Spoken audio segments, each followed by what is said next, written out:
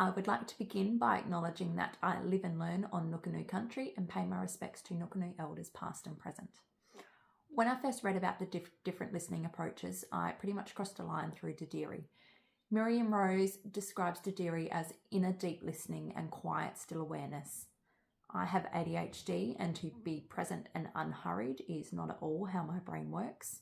And because of this, I deliberately chose Carla Rinaldi's pedagogy of listening, and I paid attention to the words, tone, facial expressions, body language, and the emotions of the storytellers.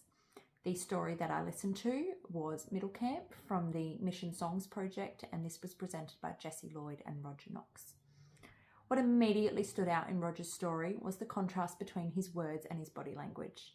When he spoke about Middle Camp and his mother being taken, I listened to his darting eyes, his deep breaths and pauses, and how carefully he seemed to choose his words.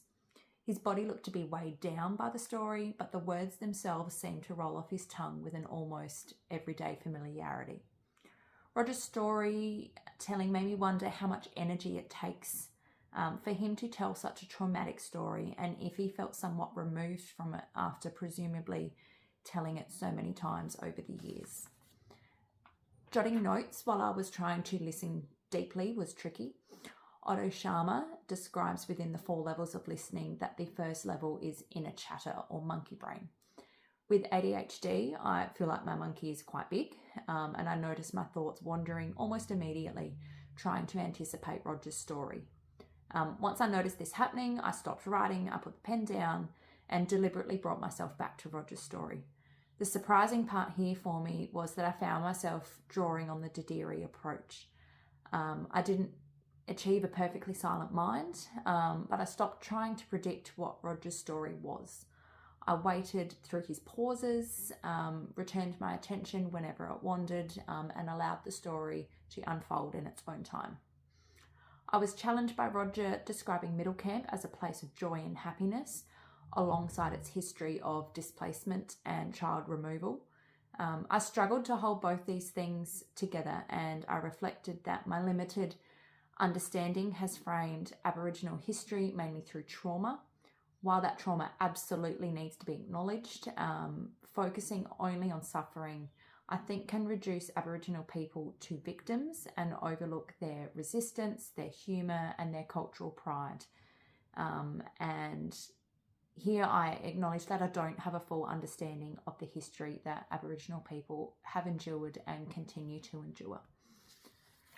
That gap in my knowledge shapes my assumptions and my biases to what I hear.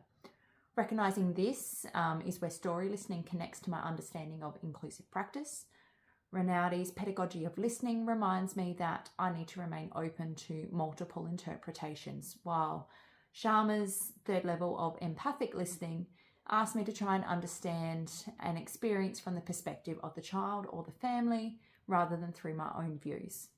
In my philosophy of inclusion, I said that every child should feel safe, valued, heard, and able to participate without having to change who they are to fit in the environment.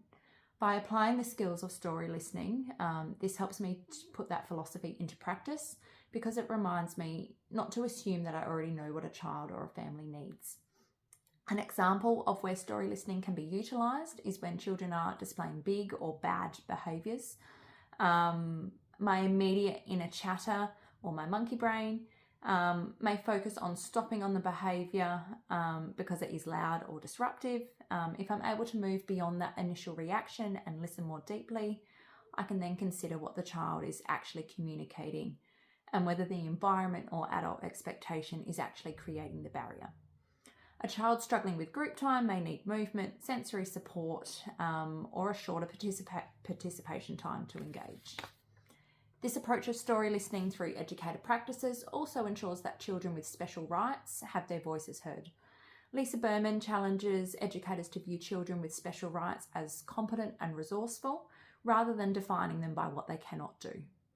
By using these deep listening approaches to include behaviour and non-verbal cues as communication and involving the child in identifying what supports their participation, I'm treating them as someone with valuable knowledge about their own experience.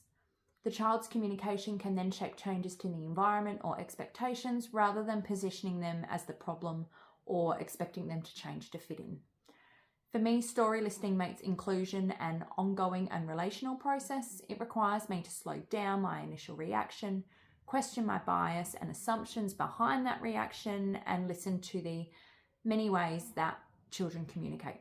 Most importantly, it allows children and family knowledge and experience to influence my decisions so that inclusive practice is something that is developed together with the children and the families.